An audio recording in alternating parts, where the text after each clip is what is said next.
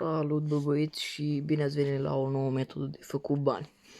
Deci, aplicația se numește competitiv fotbal. O să vă dau un link în descriere ca să puteți să vă conectați, să vă faceți cont. Și aplicația asta plătește în jur de vreo $10.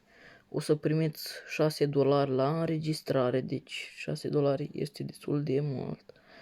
Și acum o să vă arăt ce o trebuiască să faceți.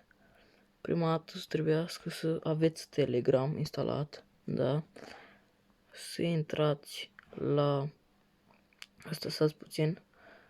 Așa. Am aici un prieten care m-a ajutat și pe mine. O să vă dau Telegramul lui Henry. Și lui Henry trebuie să îi trimiteți screen cu contul vostru după ce vă faceți cont. Așa.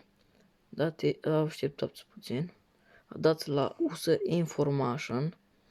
Așa. Faceți screen, captură de ecran. Apăsați plus și minus și faceți captură de ecran. Bun.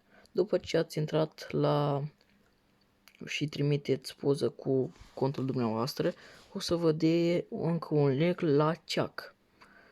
Chuck o să vă arate mereu, o să vă arate, îi trimiteți și lui. Bă, uite, am primit teruse de $6. Deci e destul de binișor, ca așa.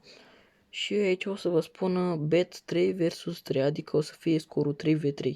Predicția lui este 3v3. Bun. Intrăm în aplicație. Așa. Așteptați puțin că așa face de fiecare dată, na. Dăm la home. Și căutăm meciul. Meciul eu am parea deja. Este Morso Marghiave. Așa.